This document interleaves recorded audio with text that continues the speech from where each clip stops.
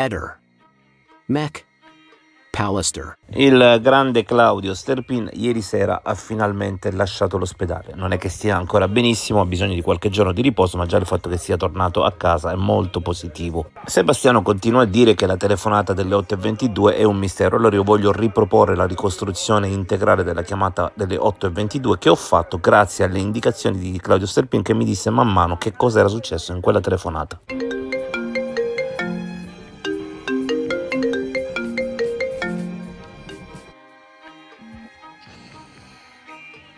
Ciao, buongiorno Claudio. Come vai, hai dormito bene? Sì, se vogliamo.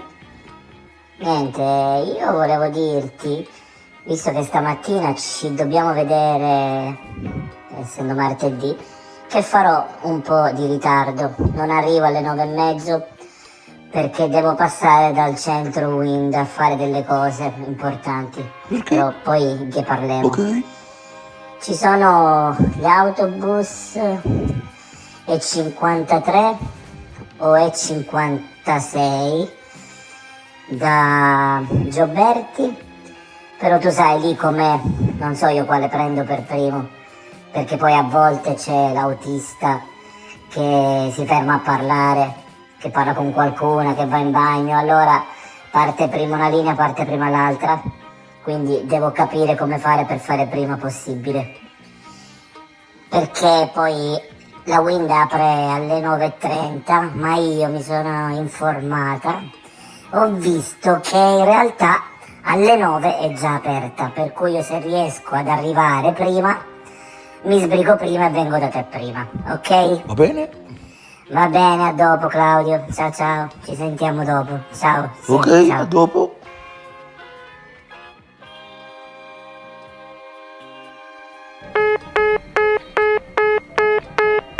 Io non spingevo per niente come qualcuno vuole insistere, chissà cosa le ho detto nell'ultima telefonata, un cavolo di niente, ha parlato veramente solo che lei, e volendo, adesso infatti l'ho già dichiarato ma lo ridirò, pestiamo un cronometro, io avrò detto se io chiamo per dirti, per voler dirti. Sì. Ecco, primo tenterò di prendere l'autobus che mi porta là a quell'ora perché vorrei essere prima delle 9. Quindi ha detto anche questo, già questo allunga la... ok. No, ha detto di più. Ha detto, so che dovrebbe chiudere, questo io l'ho già dichiarato. Sì, Solo che non aveva importanza prima. No, infatti Oggi adesso diventa mettendo tutti i fondamentale. pezzi allunga la chiamata. Allora io dico, non è che me lo sono inventato dopo. No, certo. Ravanando, Sì, queste sì. sono le cose che mi ha detto, perché lei doveva fare mezz'ora di ritardo, mica io. Sì, quindi ha iniziato a telefonare dicendo che ritardava e poi ha fatto un ragionamento per me ho fatto compensare. tutto un blocco, ho detto potrà durare 10 secondi, arrivo un poco dopo, grazie. Lei mi ha detto sicuramente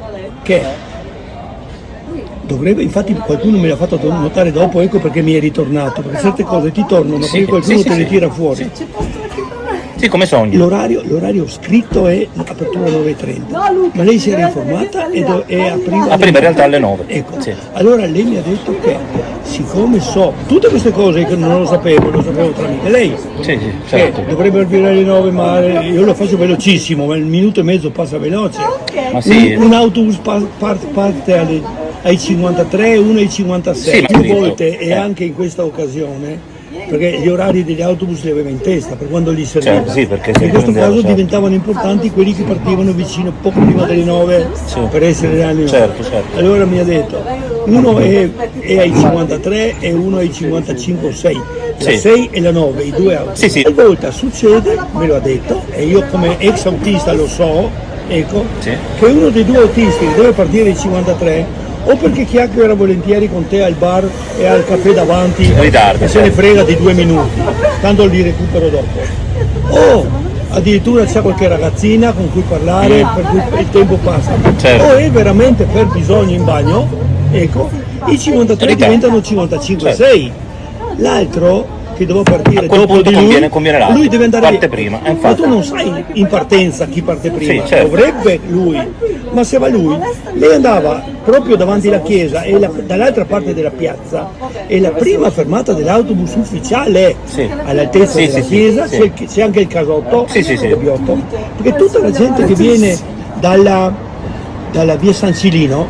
in qua per non fargli attraversare tutta la piazza, che vuol dire andare Sì. quasi all'angolo Sì, di quella lo so. casa, Sì. ecco, e gli hanno fatto la fermata là. Queste Ricordo bene cose il me l'ha punto. detto in quella occasione, il motivo per il quale andava là, eccetera. Ah, quindi questo allunga molto la Ma telefonata. porco diavolo, ma lunga e come? Certo, con queste 3-4 cose arriviamo, Subito che poi dopo. minuto e 30, non è 50 come continua a dire Eccolo, Sebastiano. ma subito Che dopo, allo stronzo devo dire, lei mi ha chiamato un sacco di volte da Piazza Goldoni per dirmi: ora che ho perso la 10 Sì. mi è scappata sotto Sì, il sì, naso, sì, sì. arriverò 10 minuti dopo. Certo. Perché io quando sapevo che lei arrivava ero sulla finestra della mia finestra, che vedo la strada, Sì. e come vedevo comparire la sua testa pigiavo il bottone Per aprire.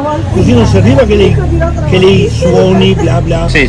trova il cancello Certo. con lo scatto già fatto. Poi Sebastiano non perde occasione per chiedere a Claudio che cosa si sia detto con Liliana nella chiamata di 16 minuti del 13 ottobre. Però sarebbe anche interessante che Sebastiano spiegasse chi stacca la chiamata che Claudio Sterpini il 14 fa a Liliana alle 10, 56 minuti e 50 secondi. In quel frangente in via Verrocchio non dovrebbe esserci nessuno, eppure, come abbiamo detto dalle analisi dei dispositivi, risulta che qualcuno in quel momento stacca una chiamata proveniente da Claudio sul telefono di Liliana. Facciamo poi caso a come ogni procura ragioni in un modo diverso. Olindo Romano, dopo che gli inquirenti passano con lumino la sua auto, la lava, e questo secondo qualcuno è un comportamento sospetto. Olindo Romano è dentro con l'ergastolo. Igor Sollai non ha ancora l'ergastolo ma è dentro lo stesso, e a sua volta cosa fa? Dopo l'omicidio di Francesca Deidda vende la sua auto. A Trieste accade che Sebastiano sia lava la sua auto che poi, con la scusa che non può rinnovare l'assicurazione, la vende,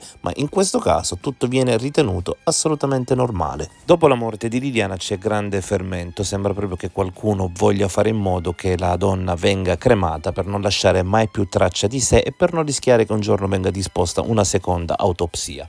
Però questo non si può fare perché non verrà data l'autorizzazione a Sebastiano. E allora che cosa si potrebbe fare per rimediare? Si potrebbe conservare il corpo in pessimo modo, così dopo qualche tempo, se venisse disposta l'autopsia, non si caverebbe un ragno dal buco. E tutto sembra seguire questo filo logico, perché Sergio chiede una prima volta la riesumazione, però è passato troppo poco tempo, il corpo potrebbe ancora essere in buone condizioni. Allora chissà perché questa richiesta viene rifiutata, viene fatto passare molto tempo, e quando siamo tutti sicuri che non uscirà più niente dalla salma, ecco che viene autorizzata la riesumazione. E infatti la Cattaneo ci conferma che di quel corpo sono rimaste solo ossa. Ma chi ha sbagliato in questo caso? Sebastiano? L'agenzia delle pompe funebri? Qualcuno voleva coprire definitivamente gli errori che il medico legale aveva portato a commettere a chi stava indagando? Fatto sta che anche su questo aspetto è emersa una stranissima coincidenza ieri.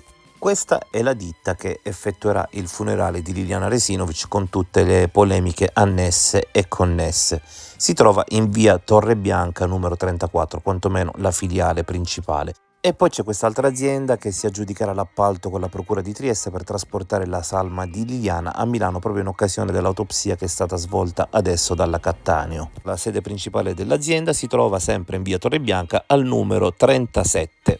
Quindi 37 e 34 sulla stessa via. Quello che è davvero incredibile e che fa probabilmente della persona che stiamo per tirare in ballo la persona più sfortunata d'Italia, perché si trova sempre in mezzo a situazioni suo malgrado, è che allo stesso civico della stessa via abitava anche Pier Giorgio Visintin.